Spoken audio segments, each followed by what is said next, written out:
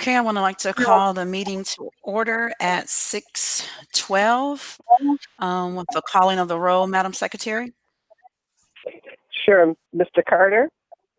Present. Mr. Robleski? Present. Mrs. Peasky? Present. Ms. Martin? Present. Mr. Brooks? I'm here. Mrs. Williams? Present. And Mrs. Washington? Present. Thank you. At this time, we will do the Pledge of Allegiance. So if we all could stand, and gentlemen, remove your hats, please.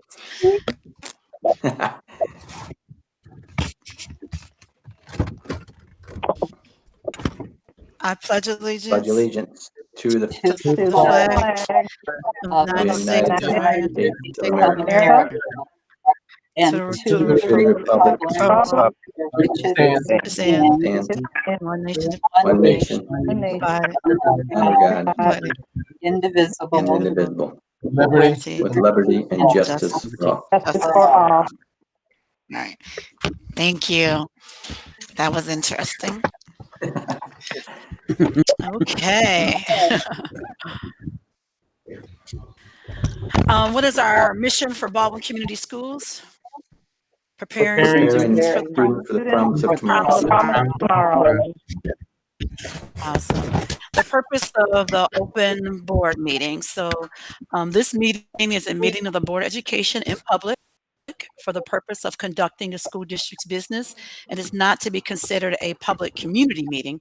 There is time for public participation during the meeting as indicated on the agenda. So we'll move along to item F, our consent agenda items.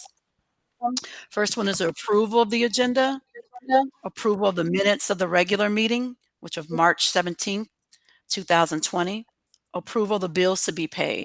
General fund account checks starting at 73817 to 73916. Food service account check 5021. And Baldwin Promise Authority account checks starting at 1292 to 1294. Can I get approval for the consent agenda items?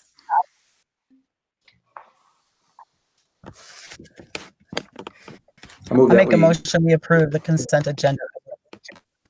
I It's support. been moved by Mrs. Peasky, supported by Mr. Robleski. Any questions or comments to the vote? Hearing none, motion carry. Thank you. There are no presentations tonight. So we're at our community items.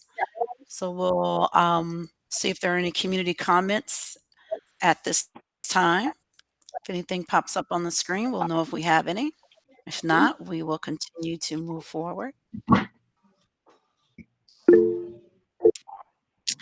There are no comments, so we will continue on in our agenda. So down to the discussion items, we have 4 discussion items, consideration for the resolution to grant temporary emergency power to the superintendent during COVID-19 crisis, consider a separation agreement with administrator, our second official read of Neola Policy 33-2 update, and third-party contracts. So Mr. Heitmeyer, I'll let you take it away. Just remind everybody who's not speaking to mute themselves, please. All right. Hey, Trent, are you still with us? I tried to go to the video and I'm not seeing it. Is it live?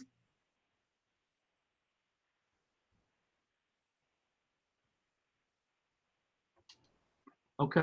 All right. So item A, consider a resolution to grant temporary emergency power to the superintendent during the COVID-19 virus. I sent this out earlier today, and I'd like to call it up here. So hopefully I have it right here. Basically, what it allows is for us to be able to do a lot of things that go against policy, and it's really outlined in number 2. But the bottom line is, if we don't have the authority to do some of these items, then it's going to affect graduation and those kind of things, because we have the right to not complete the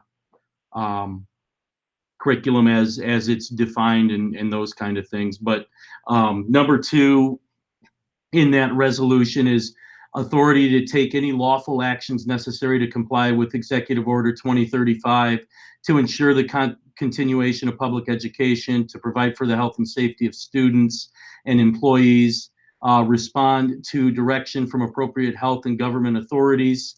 Such actions may include, but are not limited to, adjustments to the curriculum and the provision of alternative education program options, adjustments to the calendar, adjustments to employee work schedules and assignments, adjustments to the delivery of school-provided meals, limitations on access to property owned or controlled by Baldwin Community Schools, hiring of providers and or partnering with other districts or ISDs, applying to any governmental body for financial or other aid as may be available, and applying to the governmental body for the waiver of regulations or requirements compliance with which is affected by the COVID-19 emergency. And there's some other stuff in 1 and 3, but that's really the gist of the resolution. Upon Mrs. Williams' request, I sent out the original email, and I think if you looked at those, you would see why we would choose to go with this resolution and not the one that limits it to 2020-35. So all other our regional districts in our ISD also selected this one as well. Okay, thank you.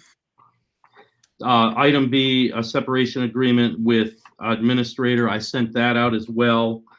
Sent out the related information with that.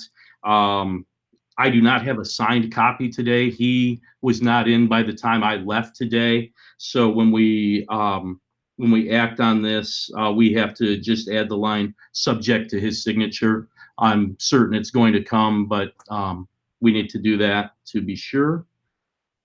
The second official reading of the Neola 33-2 policy update.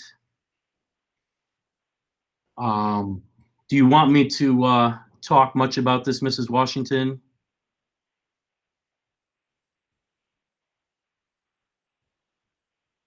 You're on mute. Yeah, if you can just refresh our memory right quick, if you Okay. you don't have to go in great detail, but just let us know what 33-2 is, please. Okay. A lot of this is based on law changes. There's a change to the bylaws, which, this is kind of ironic, allows a board member who's in the military to Zoom in or call in over the phone, and now we can all do this. There's a change to closed session to be able to talk about security planning, some drug-free workplace language that had been in place for other employees. Now it's in place for administrators. Information about leaves of absence based on the Earned Sick Time Act. Curriculum development as it relates to career education. Reproductive health and family planning. They've taken out the reference to the MDE publication, which they no longer publish. Employment of professional staff and substitutes. Professional staff relates to lessened requirements for like wood shop or those kind of classes, and the substitutes is for requiring only 60 hours of college credit instead of 90. Schools of choice provisions updated through the Elementary and Secondary Education Act. Some attendance changes. Just that they say to take that one to maintain accurate policies. Some new construction renovation information, again, to get with law. Some procurement for federal funds. There's some language about some questions you specifically have to look at. Language about crowdfunding. Crowdfunding has kind of tapered off a little bit, but this is a good policy for that. School safety information, talking about we would adhere with the new school safety legislation. the emergency operations plan, which we subsequently approved, I think in February, and food service regarding USDA reimbursable meals, and 8640 is transportation for field and other district-sponsored trips, and it's a revision. I think most policies are revisions, except for the ones related to safety and emergency operations. Okay, thank you for doing that. Appreciate it. Absolutely. And third-party contracts, David, I am going to defer to you on this one. You've handled this one most of the way, so if you don't mind, I'm going to defer to you for this discussion.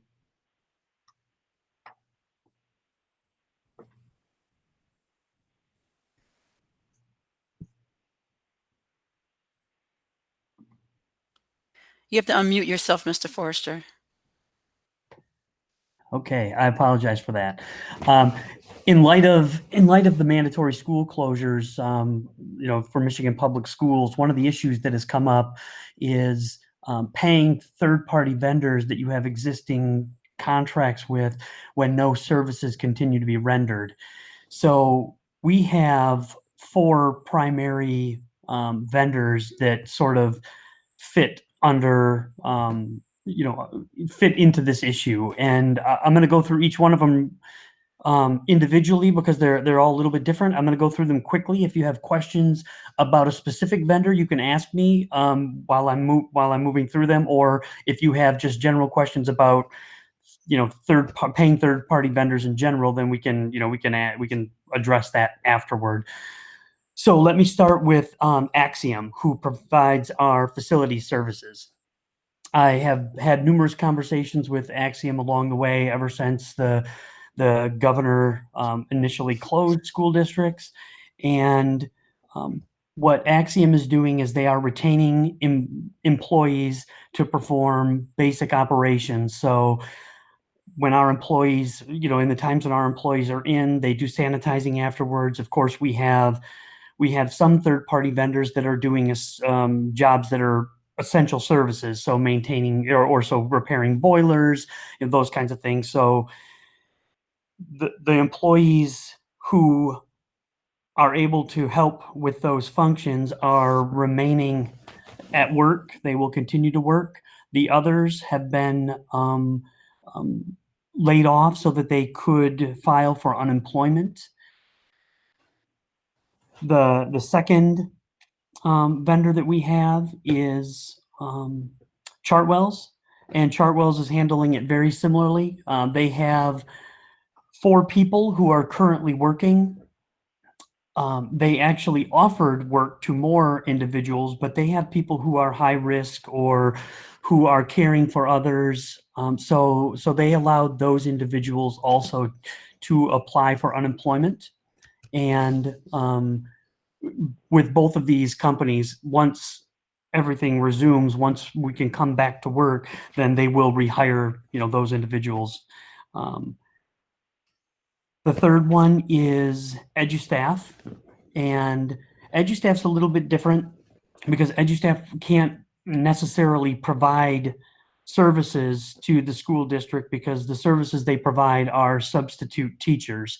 So when we don't have students in the district, and when there's not necessarily a need for substitute teachers, because right now our teachers are working remotely, so there isn't necessarily a situation where teachers are absent and we need to fill those those positions with temporary substitutes. So I have communicated with EduStaff, and EduStaff did inquire about entering into an agreement to continue to pay those subs, even though no services are being rendered.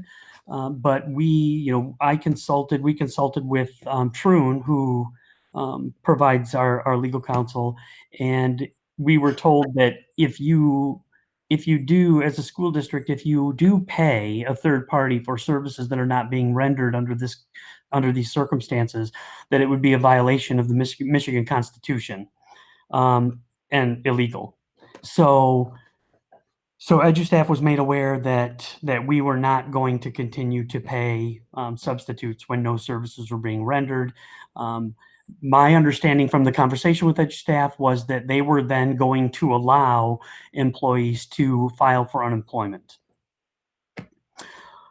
Our fourth vendor is Dial-A-Ride, Yates Dial-A-Ride, and I have had a few conversations with Vidra around this topic, but I have not taken any steps to do anything yet. We haven't made any payments, so we pay Dial-A-Ride quarterly.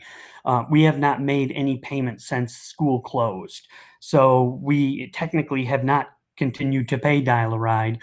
But I did want to, have a conversation in this setting before I did anything, because obviously Dial-A-Ride is, in the conversations that I've had in the past, it seems to me that Dial-A-Ride is a little more, they require our partnership a little more than the other businesses do, probably. So before I approached Vidra and talked about possible remedies, I wanted to talk, like I said, I wanted to talk to the board and find out if, where the board stands. So we have two options. One is that we can tell Dial-A-Ride, we could talk to Dial-A-Ride and basically explain that you're providing no service, therefore we are unable to, to pay you for that. The other option is that we could try to find something for Dial-A-Ride to do and pay them. I don't know how easy that is. But again, because if we ran into a situation, and again, I don't know the financial situation of Dial-A-Ride, but if we ran into the circumstances where we didn't pay and then something happened, and let's just say worst case scenario, Dial-A-Ride goes out of business, we don't have transportation anymore for our kids. So again, that's why I wanted to have the conversation to get input from everybody before I did any more. So all I've done up to this point is alerted Vidra that we do have an issue with paying third parties when they're not rendering services. David, we had proposed a couple of ideas and they were unable to do it. Do you want to talk a little bit about that? Some of the limitations that we have. Yeah, there were. We had several conversations after school closed, and a lot of them revolved around delivering packets to kids or delivering meals to kids. So when I was talking to Vidra about the meals piece, she seemed to be receptive to that. The packet piece was a little bit more difficult for her because we wanted to deliver packets to everybody, and of course, everybody is not on Dial-A-Ride's route. We only have about 330 riders of 500 kids, so there is a gap between those who ride and those who don't. So we would have had to provide addresses, and then they would have had to do some rerouting, and so it seemed to Vidra and I that was sort of a big ask in terms of trying to deliver all of those packets door to door. So that was one of the ideas that we had. The other idea was delivering meals. Again, the same issue. It was significantly easier for Dial-A-Ride to deliver meals to homes or pickup points where they're already going. But if you want to add 200 kids, then that creates a little bit more of a logistical issue for them, understandably.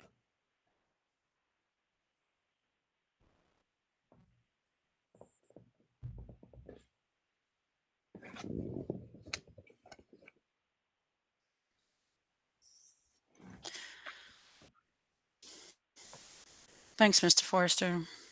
You're welcome. Are there any questions or comments to any of the discussion items either Mr. Heitmeyer or Mr. Forrester has brought forth? I have one. Do you hear me, Sean? Can you hear me? Yes. Yep. Go ahead, Mr. Brooks. Okay. Just clarification with the substitute teachers. Did Mr. Forster, did you say that the teachers will be eligible, those subs will be eligible for unemployment through the company that they're working through? Is that my understanding? Or is it correct? So, yeah, so they're eligible for unemployment through the state of Michigan, but it would be, so what happened was I think EduStaff, based on the information that I received from a representative there, EduStaff thought that many school districts might continue to pay subs even though school had been closed for the remainder of the school year. I don't, to be honest with you, I don't know if there are any school districts who are continuing to pay subs when they're not rendering services, but I would think that if they are and they catch, if they must not know that they're not supposed to. So the answer is yes, they are eligible to apply for unemployment through the state of Michigan if they're an EduStaff employee. Okay. So I don't know if you had any full-time staff member, substitute teachers, but the governor's language, it sounded like she said all staff members would be paid. So that would exclude substitute teachers. It would, because they are not direct employees. So, they are hired through a third party. So any of our direct employees would continue to be retained, or you would possibly lose part of your state aid, which again, for us, we don't really get much state aid. I mean, we're not looking to lay anybody off, but I mean, so we are continuing to pay all of our permanent employees, full-time and part-time. Okay, that includes parapros. Correct. Okay, all right. And one more question. Let's see here. Dial-A-Ride, do they have unemployment for their drivers? Sure. Yes, their drivers would also be eligible To file unemployment? Absolutely. And there are a couple things you can do, right? So the unemployment insurance agency not only offers benefits for people who are unemployed, but they also offer benefits for those who are underemployed. So if you worked 40 hours a week and all of a sudden you find yourself working 15, then you still have an opportunity to apply for those benefits. Okay. And of course, with the incentive right now that the federal government has offered, that certainly is helping those who otherwise would probably be at a disadvantage on unemployment. Okay. So these other funds that are available for companies, is Dial-A-Ride not a part of that? Does the state have any funds that would help them during this time? As from a business perspective, I don't believe so, because they are not a for-profit entity. I am not positive, but in terms of securing loans through banks, I guess I don't know the answer to that. Okay. All right. Thank you. You're welcome. I have a question. Go ahead, Mrs. Williams. Okay, so getting back to the substitute teacher question. So my question is this. I did a little research on my own regarding substitute teachers, parapros, and those individuals that may be not deemed necessary due to the building being closed. My question was not so much the substitutes that come in whenever they're scheduled to come in. My question is in regards to those substitute teachers that are hired on a permanent basis. So these are the teachers, substitutes that come in regardless of whether or not the district is in need of a substitute or not. So more like your permanent sub. Are they being paid? They are not, because technically they fall under the same category. I mean, even if they're coming in every day, they're still coming in via a third party and performing a service that is no longer being rendered. So when they were coming in, they were being paid, but Mm-hmm. our legal counsel has informed us that it doesn't, because we did talk about that as well, the people who come in every day, but the Michigan Constitution doesn't distinguish between those types of variations. It basically is talking about paying, using public funds to pay third-party vendors when no services are being rendered, and it's not being distinguished between whether they were there all the time or the number of hours that they were working. So even though there are contracts, and this kind of goes out to all of our third-party vendors, so even though contracts exist, because of this crisis, those contracts, of course, can't be fulfilled because of the crisis, then we're not obligated to pay any of these people unless they're rendering some type of service to us? So we would pay the companies.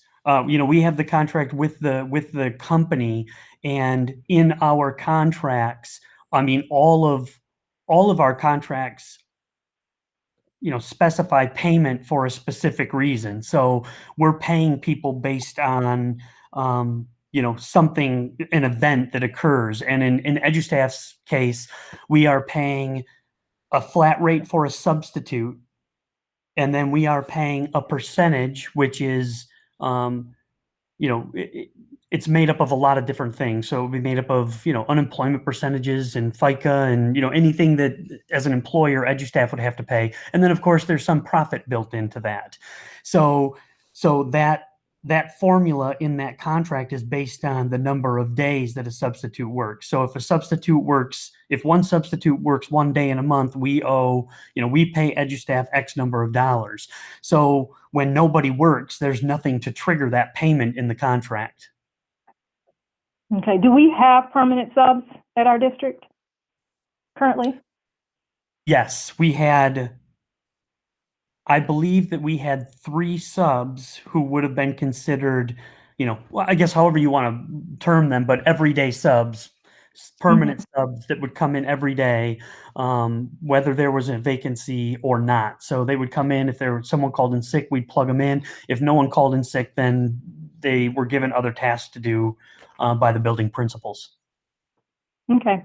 I just fear, with it being so difficult to, retain substitutes teachers, I just fear that we may lose good substitutes because of this. They may go elsewhere. And I did some research on other districts. I called around on my own time and did find out that there are some districts that still pay their permanent subs, not their, I don't know if you'd call them not really everyday subs, but nonetheless, they are permanent subs. They do pay, and they're continuing to pay probably because they want to retain them. But moving on to another question I had for Mr. Heitmeyer.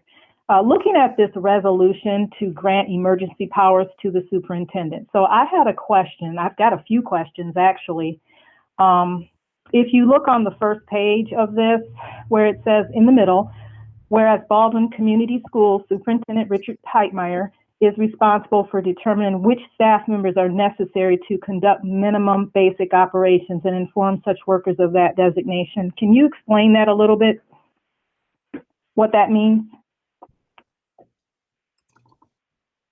That is the language where the governor wanted us to identify essential employees, going back to who can have access to the school.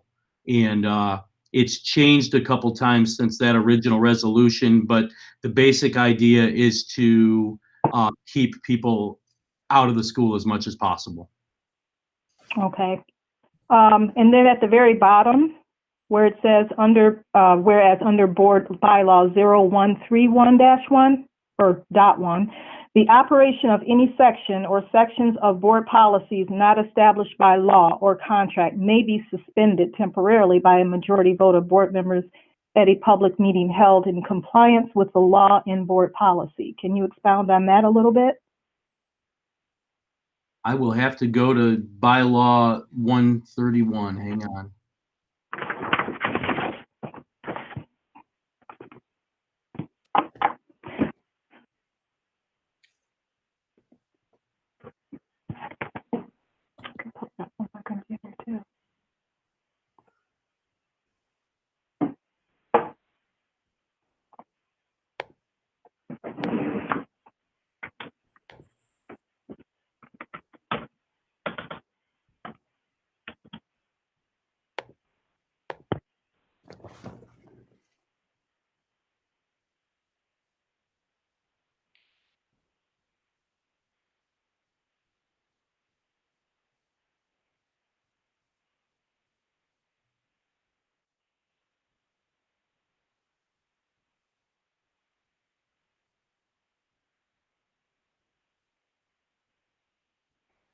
So basically, bylaw 0131.1 is the bylaw that establishes that we will have policies.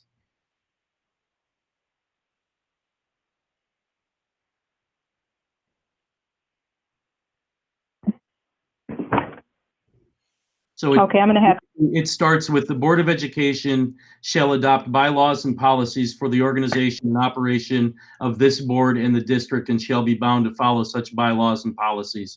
So basically that policy there, or that specific bylaw is the bylaw where we establish that we will have policies. okay.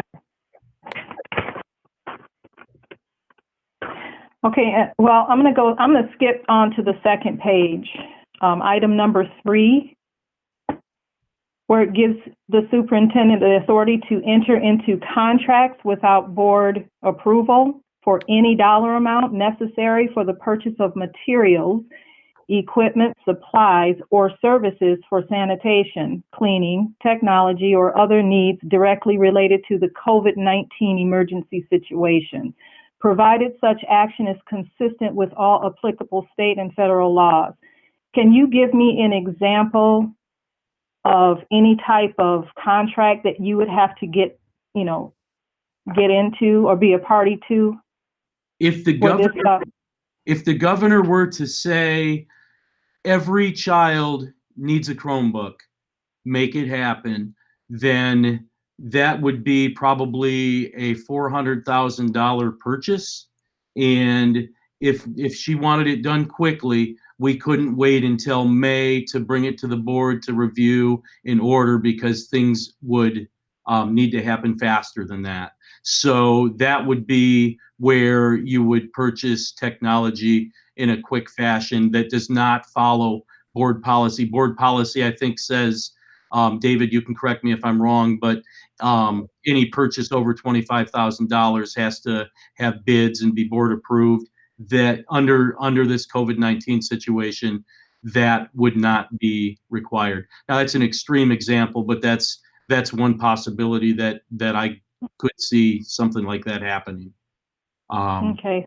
Yeah, and it would be important to note, excuse me, I'm sorry, it would be important to note that if there was a mandate like that from the governor or the state of Michigan, they would have to reimburse us for that. I mean, they can't have unfunded mandates like that, generally speaking, unless there's something under an extenuating circumstance that I've never heard of.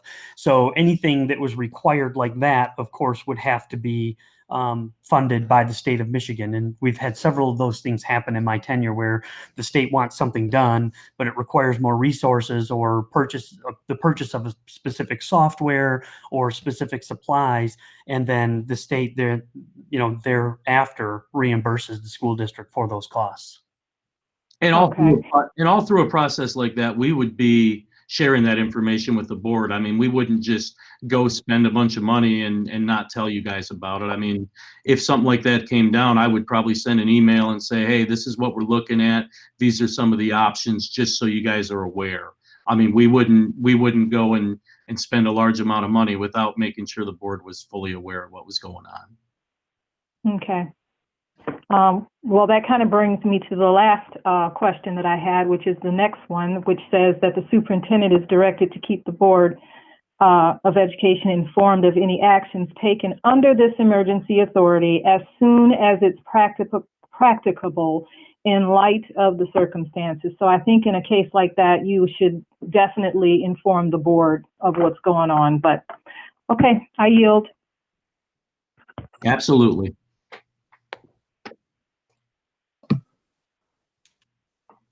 Ms. Washington, I had a question for Mr. Forrester. Go ahead. Okay, just real quick. Out of the 4 contracts, the vendors, it sounds like that Michigan Constitution kind of spells it out for us for the first 3, but the 4th one for Dial Ride, is it your opinion that one's kind of optional at this point as far as whether or not we pay because there's no service rendered? Well, that contract has a clause in it that talks about the proration of payments based on the number of of days when services are not rendered. So if, you know, there are also some other clauses in that contract that are a little more broad that I think that, you know, it would be fine, right? So if Dial-A-Ride continued to provide some type, so if it was the board's desire to continue to pay Dial-A-Ride to have Dial-A-Ride provide a service, then we would have to find something for Dial-A-Ride to do, whether it's, you know, whatever that might be.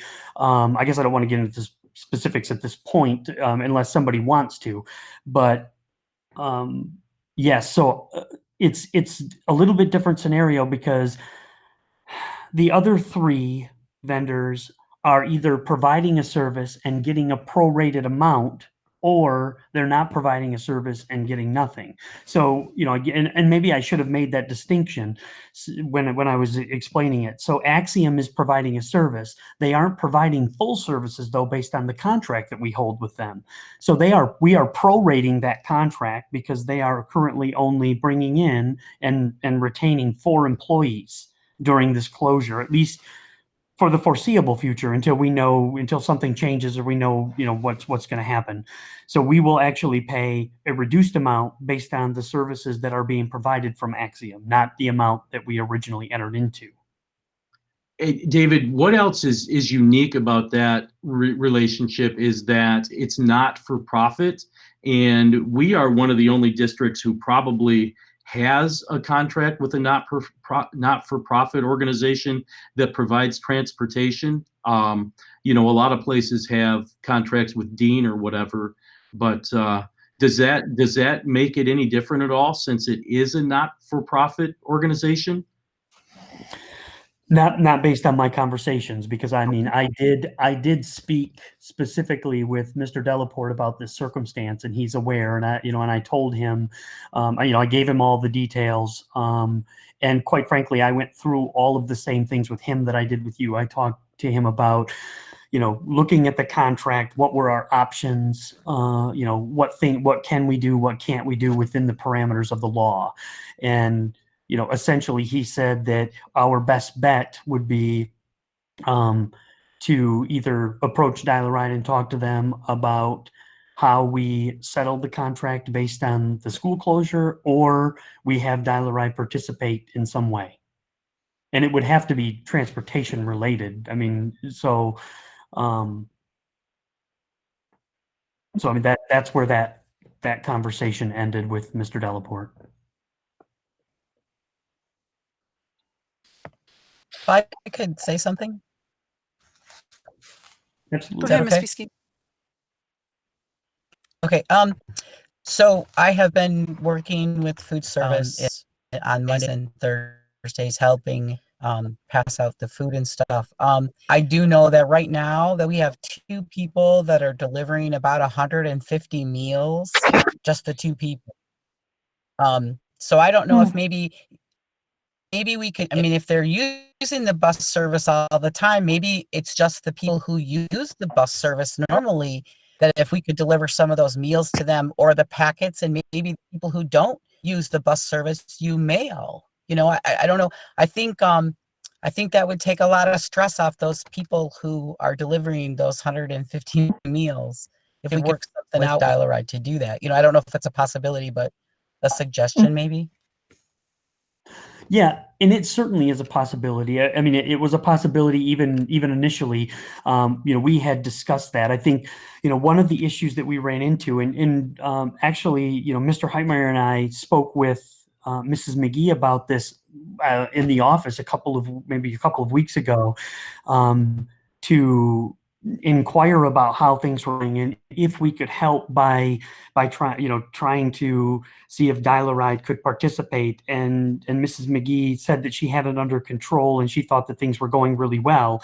What I would say is that we certainly could have Dial-A-Ride perform that kind of service. So if we have 150 meals, and right now we have, I know that there are, I think I'm aware of the 2 individuals who are delivering those meals. we could do that. The problem is the only issue that I ran into when Vidra and I were discussing this was that Vidra doesn't want her drivers delivering the meals in terms of handing them off. So she's happy to have a driver drive around, but if they were going to use 6 buses, they would want 6 people. And at the time, you know, we did make some informal inquiries about volunteers. Shelley has all of the people she can get. The 3 other people who are working with her are the only food service people who are willing to work right now. And it's the same with Axiom. They are employing everybody who who wants to work. So I think our issue would be getting people on those buses to assist. But I don't think it's impossible. I mean, I don't think that we've exhausted, every possibility. If the desire, and that's sort of why I wanted to have the conversation. I mean, if the desire of the board is to try to continue this relationship, then certainly those are avenues that can be explored. I believe that it might be more, I haven't talked to Shelley lately about it, but I believe the one gentleman who was helping is not able to do as much as he was.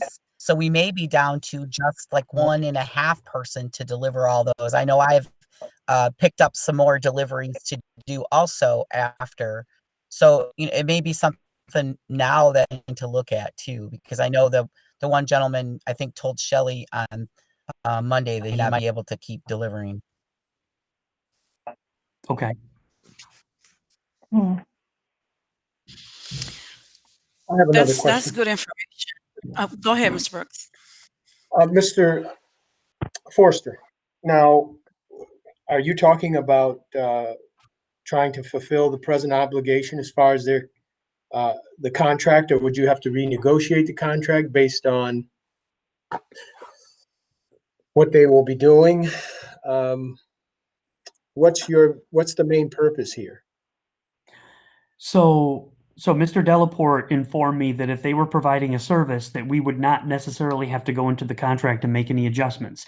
However, that would be at the board's pleasure. I mean, we could do something like that if we wanted to, but if Dial-A-Ride is performing some variation of the service that is discussed in the contract, then technically we would have more latitude to determine what to do as a school district and as a school board.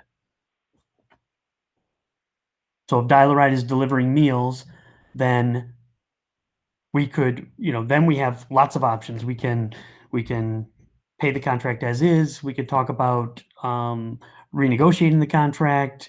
So I mean, that does give us those options.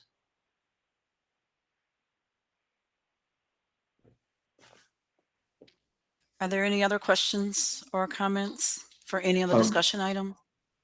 Real quick, Mr. Forster, does the contract that we currently have end soon, or is it still have a pretty good term on it?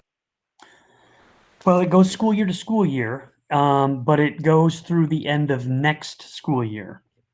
So our payments are based on the services that are rendered in an individual school year.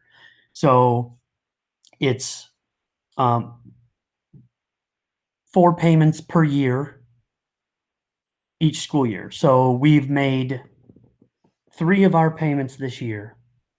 So we have 1 left. And then, of course, for the 2021 school year, we would have an additional 4 payments. And then, of course, we'll be renegotiating, that contract in the interim here. But so, Mr. Forster, in addition, go ahead, Mrs. Williams. Well, I just want to know what is Yates Dial-A-Ride willing to do? To me, it just seems logical. I mean, if they're on that route anyway, they might as well be delivering food services to these students. Do we need to provide, PPE to these bus drivers in order for them to hand over food? Or, help me out.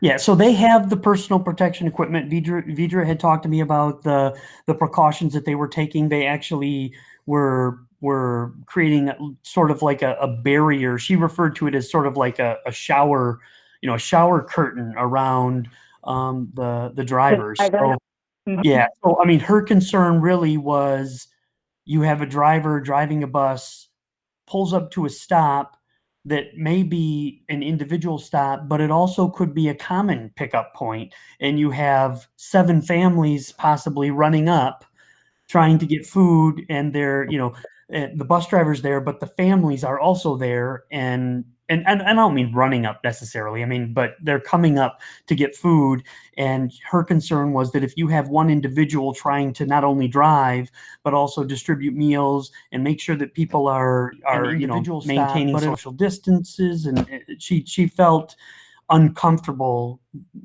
putting that on her drivers. And one of the things that she said to me, and she's right. I mean, her drivers really are trained to drive. They aren't really necessarily, food delivery people. So her thought was that, I mean, so she was willing to do this and she was willing to work it out. We just needed to find a way to get, 8 people that could ride along and hand out food. And again, we would certainly want to make sure that our people had personal protective equipment if they're going to be doing these kinds of things, because it's important. Obviously, it's important for us to make sure that we're, maintaining the health of our employees.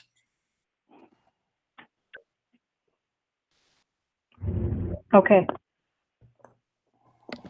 Any other questions or comments? Yes, one more, Sean. And Yep, Mr. go ahead, Coach, Mr. Brooks.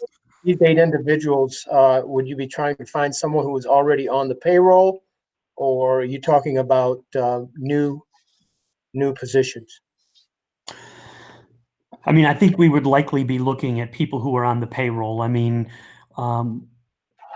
we have a number of things going on to keep people busy. We have, paraprofessionals who are going to be engaging in book studies, and but I think that ideally we would have people who are on the payroll. These aren't going to be really long jobs. I mean, it would be a few hours, probably a couple of times a week.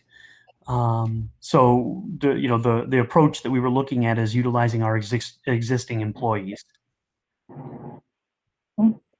Got those substitute teachers. Don't forget about them. Thank you.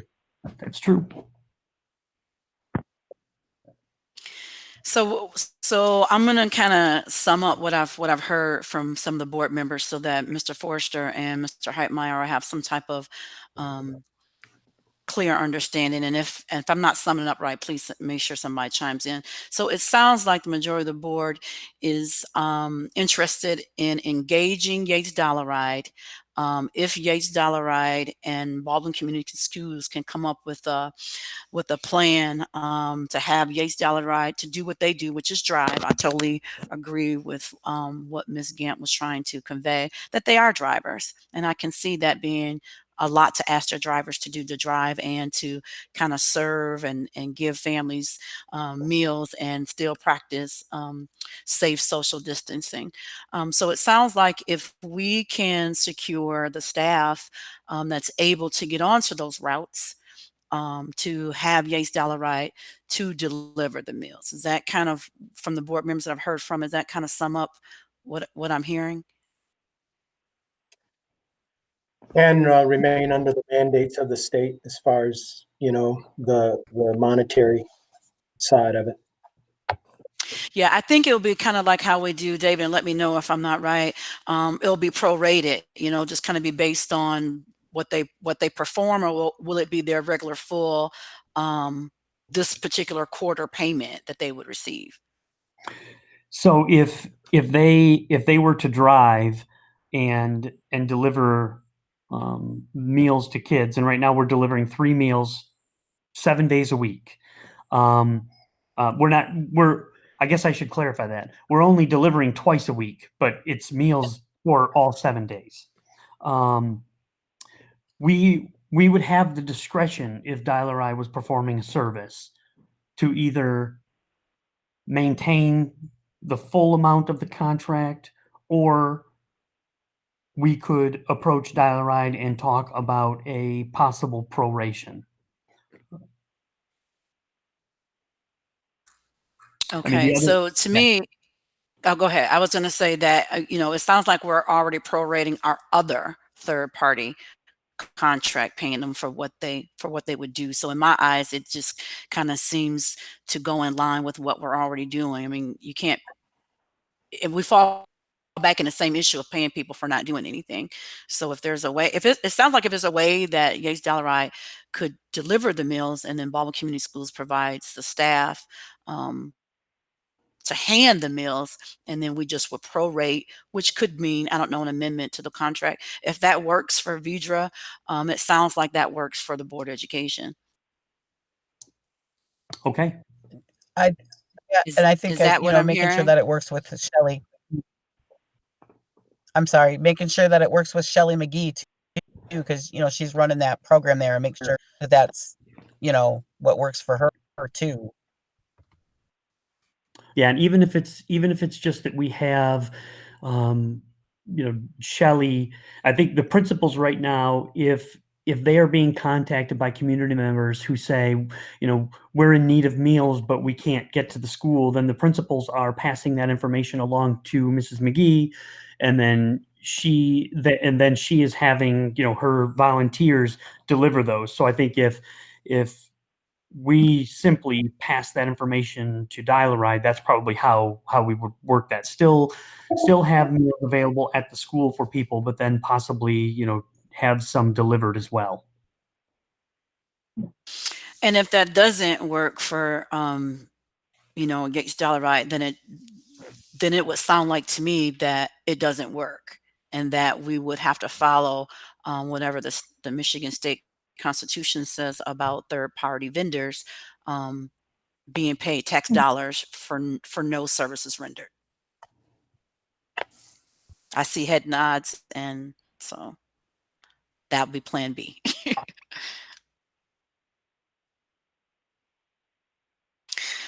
Okay. Any other discussion on those items before we go to our next communication? Sean, I'd just like to say on item number B for the separation agreement, for regarding the paying the additional COBRA fees. It's just my thought that I was hoping we could prevent from doing that, but with the added funds for the COBRA fees after Mr. Patillo leaves, but it sounds like maybe that's not an option. Well, anything's an option. I mean, if you have some questions for Mr. Heitmeyer or, Mr. Forrester at this time, please feel free to, to add those in there. If you have some concerns about the separation agreement related to the paying of the COBRA insurance. Yeah, and Do that's you pretty know? much it. Yeah. Okay. Does that equal out to be a certain number of amounts a month? Mr. Heitmeyer or Mr. Forrester have an answer to that question? Is Yeah. that that's just what it costs for 1 month, 2 months, or? I had sent it out earlier today, but the total is about $1,500 for the 2 months, July and August. Right. Okay, thank Yeah, I you. read that, and I realize we may have done that before for other staff, but it just, looking forward to our, uncertain budget going, with this COVID and whatever else is that we're going to experience moving forward, it might, I just thought it'd be wise to hold on to that and use it for current funding for our students now or staff that's still on board with us. I mean, like you said before, it was no surprise that Mr. Patillo contract was going to end. So, so I was hoping maybe we could, if anyone else has any input, but reconsider paying that 2 additional months of COBRA fees. Normally, we may not bring this forward, but because of the COVID and because of schools basically being on hiring freezes, Mr. Patillo had come to me and said, "Hey, I understand I don't need to go before the board to discuss the decision, but is there any way that I could get some help with insurance for a couple months, because I don't know if I'm going to be able to get a job because of the current environment." And that's how we came to where we ended up. Yeah, and that makes sense, and I understand, and I respect that and appreciate it. Will we be setting a precedence for other staff in the future, in spite of our any hardships we may be encountering with our budget? Well, Well, this one we don't go- necessarily wouldn't be. Go ahead, Mr. Hartmeyer. I was just going to say, I hope that we don't go through this COVID type of thing again and have to alter some of our decision making in the light of it. But it may be a new reality.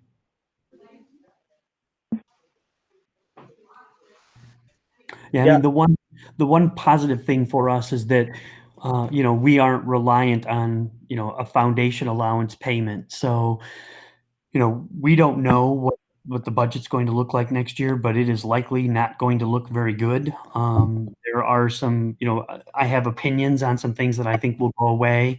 I mean, we can discuss that as we move forward. But, we certainly, I mean, I would certainly expect that we will, we will have some reductions in revenue because of this, categoricals primarily. Now, fortunately for us, I mean, this is, these are the exact reasons why you have a fund balance, right?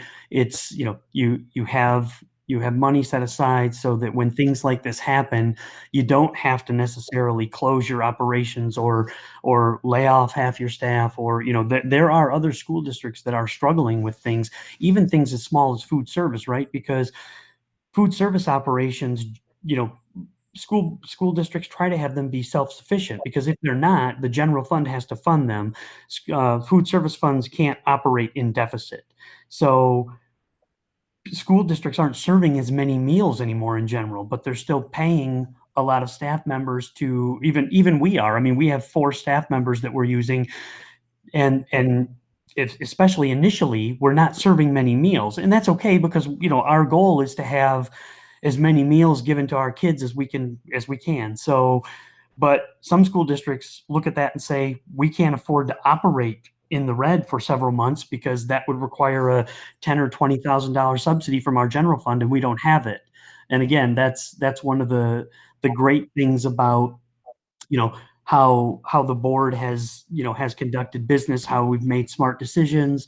And we have a fund balance, and we can lean on that in these times, so that, again, like I said, we don't have to necessarily make huge changes to what we're doing. We can absorb some of these hits and move forward. This is also something that we did not see coming. I mean, no one could have forecast this. This is a very unique situation. Contracts are put together for,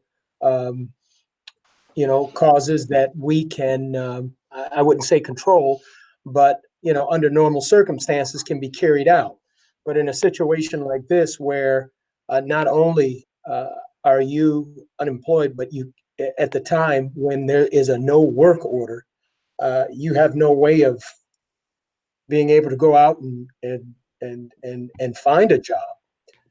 So I think we have to take these things case by case. I don't think we'll be setting a precedent if we do decide to do something like this. It might be something you want to add into the contract in case of a COVID virus in the future. We'll stay with the contract. But in a situation like this, where no one saw this coming, and everyone seems to be in other venues, as far as businesses, working on a compassion factor as well. I think we have to take all sides, at an individual basis.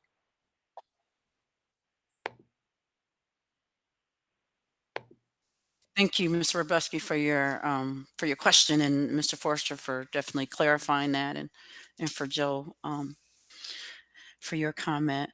Let me go back to the agenda, see where we are. Any communication items? Now is the time for communication, if we have any.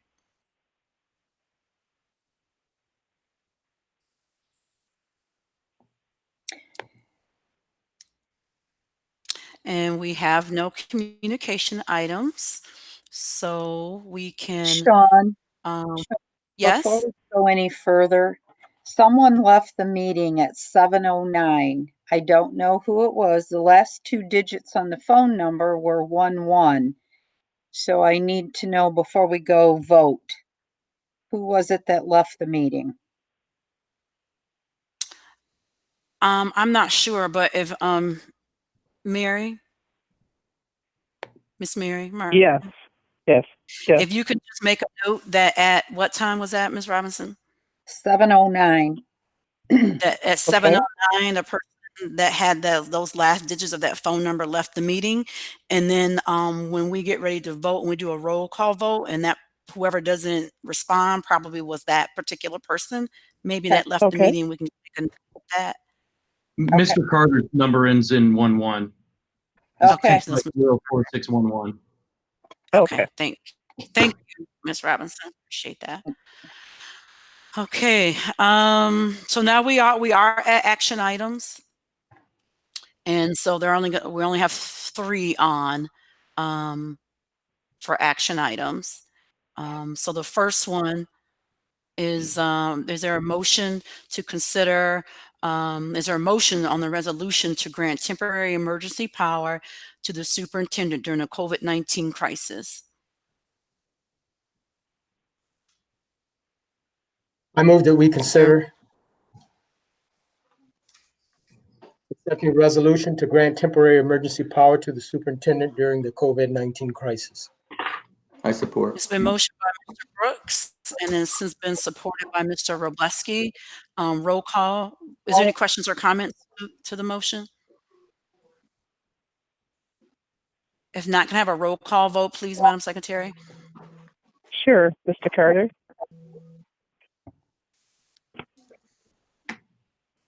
I did not hear a response from Mr. Carter. He left the meeting. Oh, okay. Mr. Robleski, Yes. Mrs. Peasky,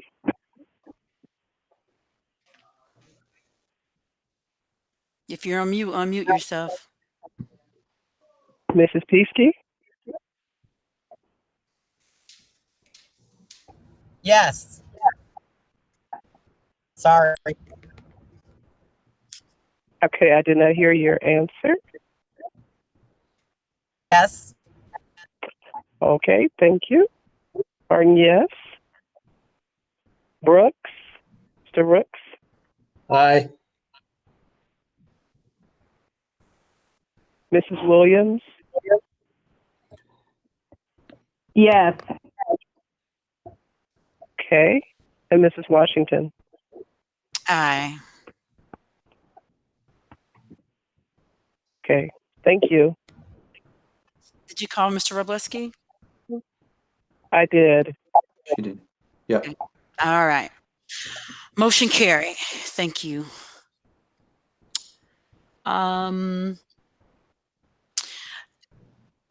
Action item B. Consider the motion of the resolution of separation agreement with the administrator. Is there a motion?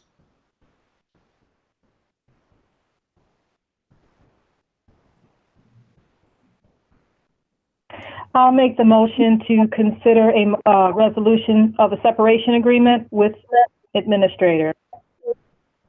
Thank you. It's been motioned by Mrs. Williams. Is there a second or support? I'll Support. second. Rock, paper, scissors, Mr. Brooks or Mr. Peasky or Mrs. Peasky? You can have this one. He can have it. All right. Okay, So which one I'll took call it? it. It was supported by Mr. Brooks. Okay, Is there any questions or comments to the motion? If not, roll call vote, please. Mr. Robleski, Yes. Mrs. Peasky, Yes. Martin, yes. Mr. Brooks, Aye. Mrs. Williams, Yes. and Mrs. Washington. Aye. Motion carried. Mr. Carter did not return back to the room, did he? Correct. He has not. Okay. Oh, I think he just He did. just joined.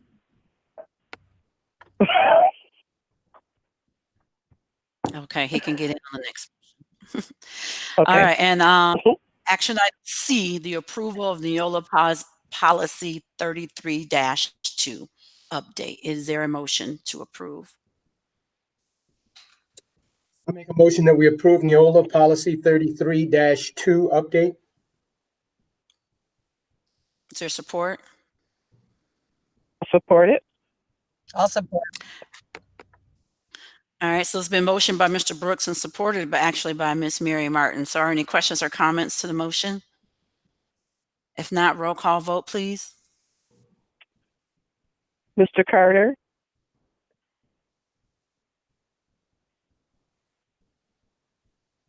If you're on mute, unmute yourself.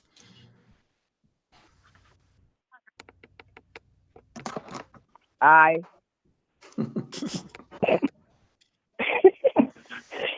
Mr. Robleski, Aye. Mrs. Peasky, Aye. Ms. Martin, aye. Mr. Brooks, Aye.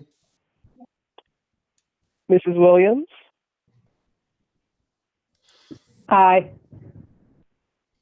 and Mrs. Washington. Aye. Motion carried. Thank you. All right, Mr. Heitmeyer, you got some COVID-19 updates for us? I do. I am going to show my screen and I'm going to share some information with everybody. Can you see my screen?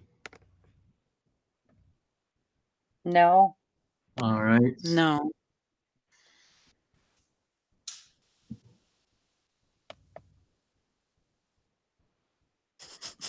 Present now your entire screen.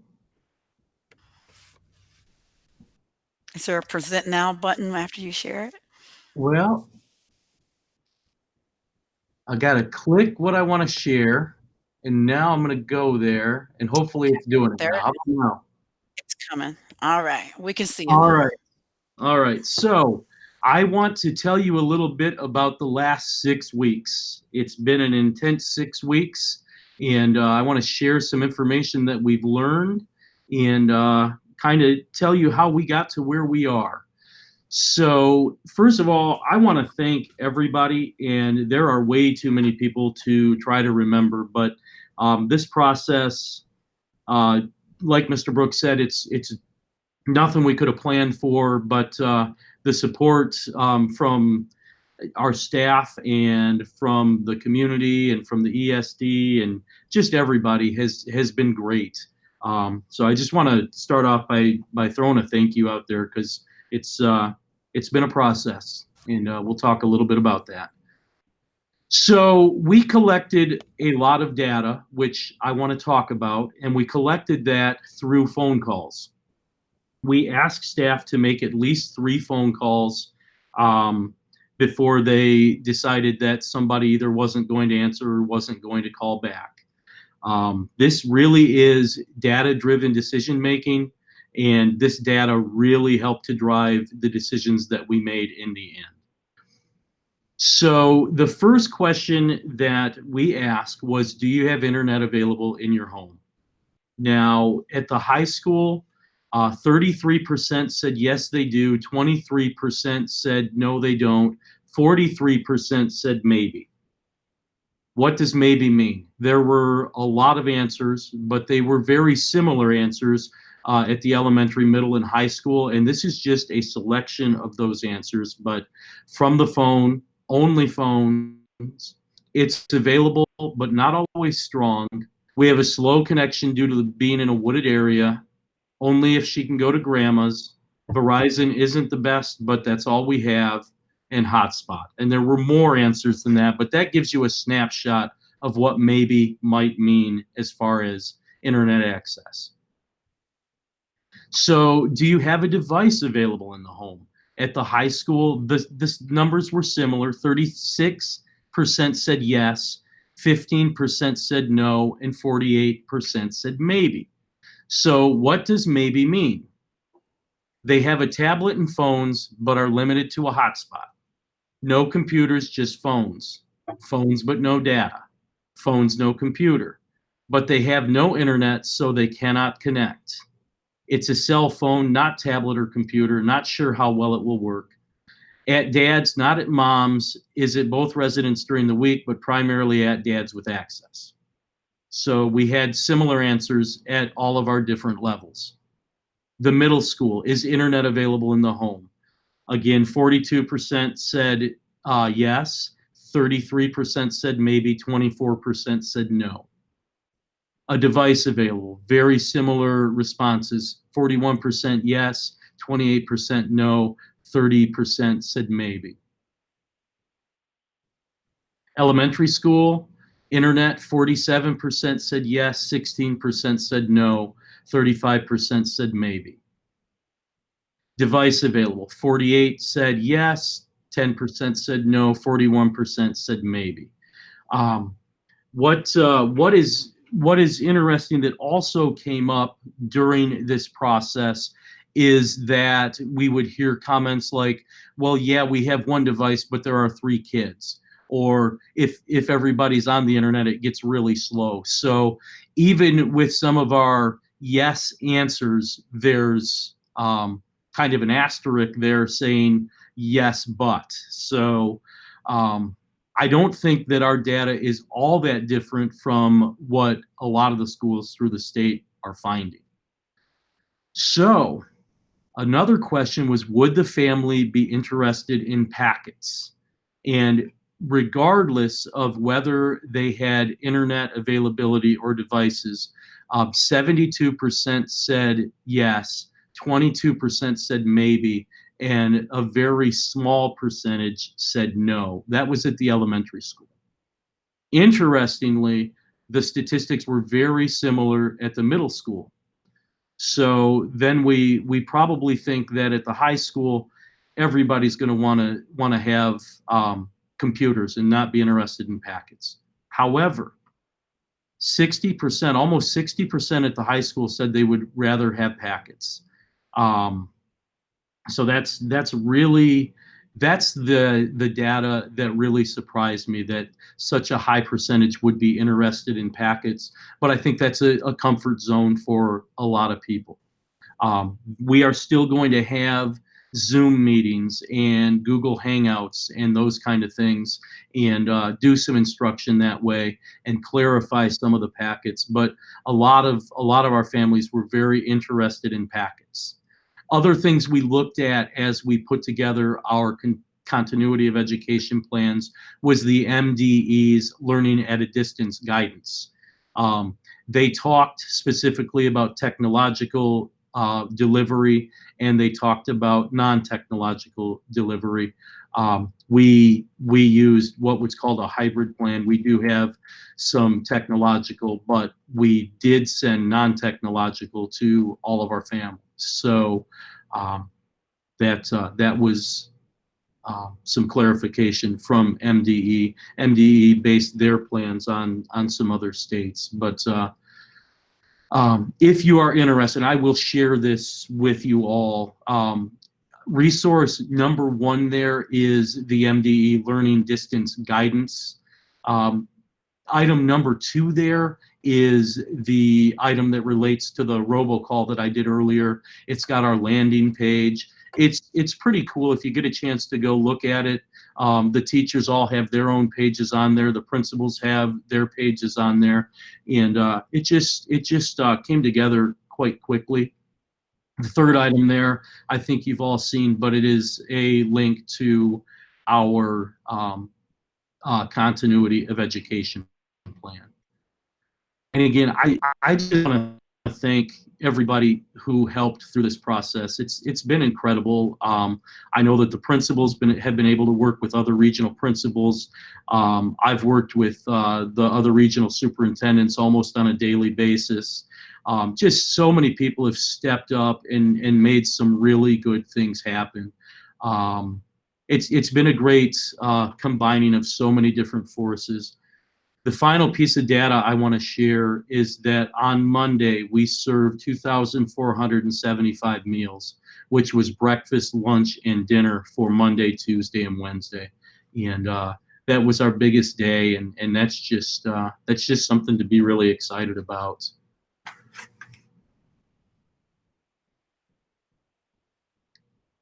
So now I try to figure out how to stop sharing. So a lot of great stuff happening. You know, we truly, not just our school, but so many schools, you know, put together a year's worth of work in just a few weeks there and rolled it out and got things in people's hands. And, you know, truly that kind of process really should take a lot longer than it did. So, you know, everybody who came together, everybody who supported it, I'm just grateful that so many people have gotten behind this. To read the Facebook comments, hey, my packet came, I'm excited, you know, good job to everybody at Baldwin. I just want to say thank you. Thank you, Mr. Heitmeyer, for that presentation and giving that information. And I know we have our building principals on the call too. So I just want to extend a thank you to both building principals, and please share with your staff as you're in contact with them that the Board of Education just has a kudos and a hats off to all your staff. A lot of work has been going on behind the scenes since all this started. And Mr. Heitmeyer, Mr. Forster, and I have been on Zoom calls and Google Hangouts in the early weeks. And I know that the building principals and the other admin teams, I mean, there is some serious work that has been going on behind the scenes. And I just want to say thank you, because I know it's been happening, and you're absolutely right. You put together a year's worth of learning for 300 to 500 students in our district in a matter of 1 or 2 weeks, and you never know what you can do when you're under pressure. And I think that we've done it well with what we've been faced with. Who knew that we would all be in a multi-generational global pandemic in 2020. I mean, this is amazing, to say the least. And I am proud to be a member of this community. I am proud to be a graduate of this fine institute, and I am proud to be part of the Baldwin community family. I mean, this has been just an amazing force of everyone coming together and doing what we do. And we say this cliche all the time, but doing what's best for kids and in the interest of students and families. But you know what? Baldwin Panthers has showed up, and I'm impressed. I knew we had it in us, and I just like to see that. So to Mr. Heitmeyer, thank you, and Mr. Forrester, thank you, Mr. Cornwell, and Mrs. Wiersma, please share with your staff that we are just over the moon with your staff and the engagement and what they're doing with their students, reaching out, making contact, phone calls, text messaging, Facebook messaging, to be engaged. It's just been awesome. And not to forget you, Mrs. Robinson. I know you've been doing a lot behind the scenes too, as support to Mr. Heitmeyer and probably to Mr. Forrester as well. So, but thank you. I wanted to make sure I expressed that today. Here, Thank here. you. Are there any board member items this evening? No, just want to support what you said, Sean. I second that. It means a lot. You guys have done a tremendous amount of work.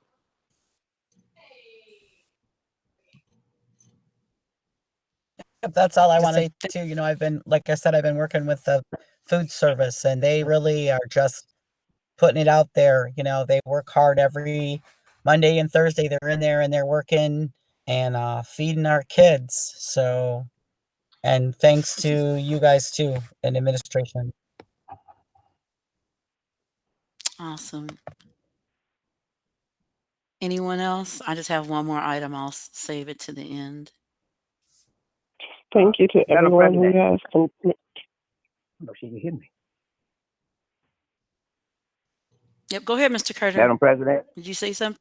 Yes. Yes, sir. What was done with our seniors this year? Can you elaborate when you said what's done? Well, as far as their graduation. Mr. Heitmeyer, did you hear what Mr. Carter has said? He's Yeah. asking about the senior class. We can't at this point have a formal graduation because the building is closed through June 30th.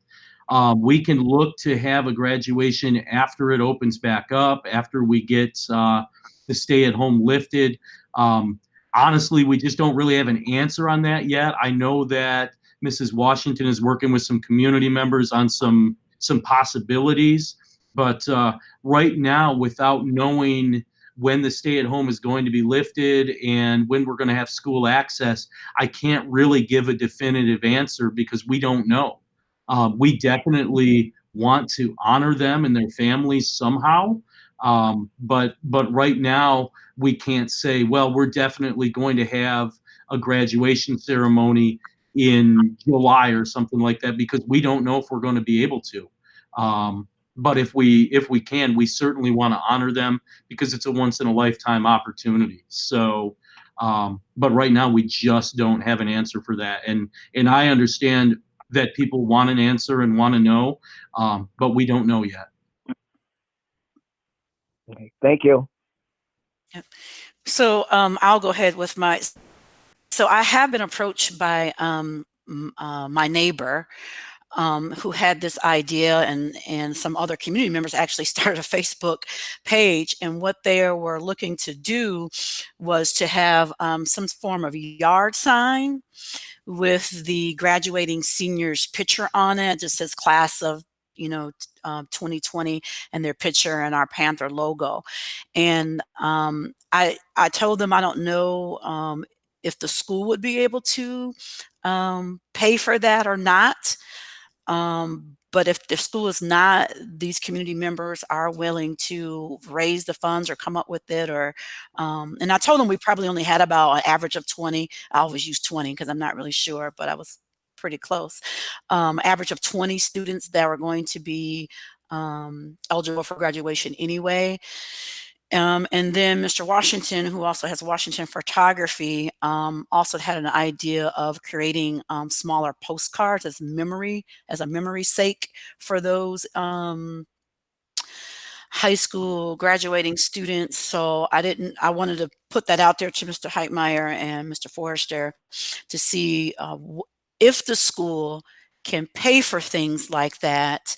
And so I can, have those individuals to, contact you all about what that looks like, how they will go about, to do that.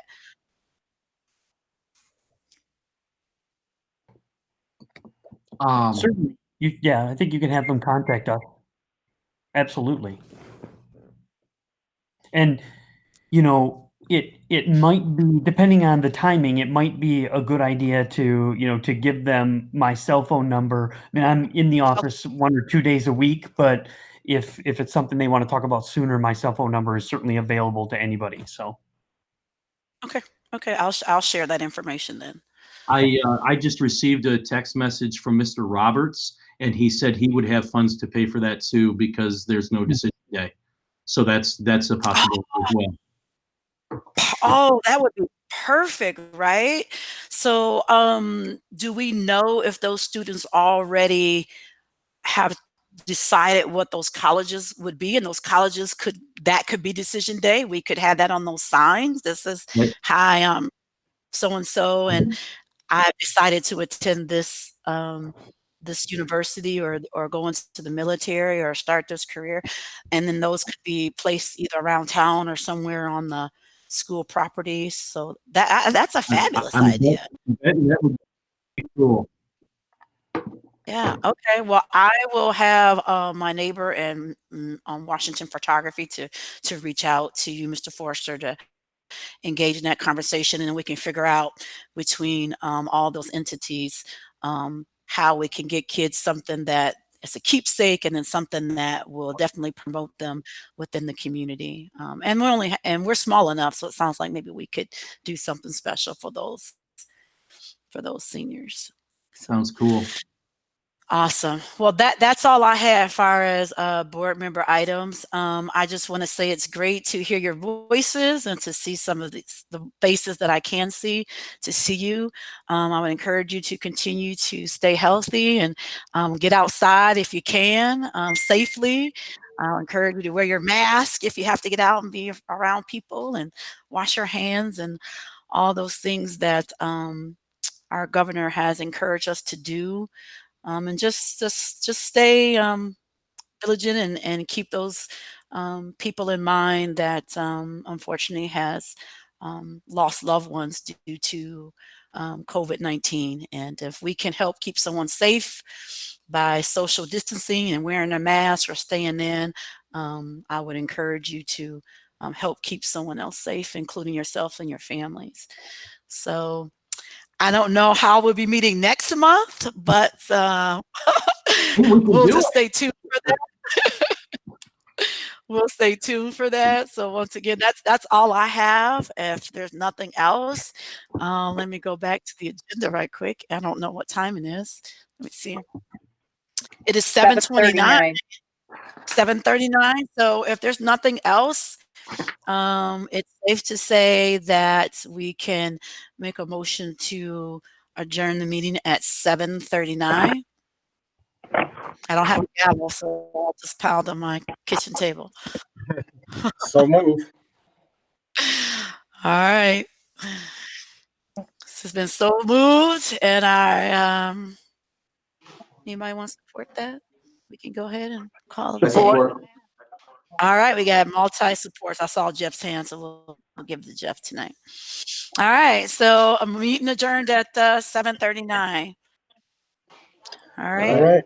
Be Good night, safe, everyone. everyone. Hey, good to All see right, you stay all. safe. Yeah, good to see Yep. You you. too. All right. Keep up Thank the good you. work, Chief. Keep up the good All work. right. Share. David, Everybody. Sean, all of you. Joni, Yep, you too, Mr. Garth. Thanks, everybody. All right, have a good night, everyone.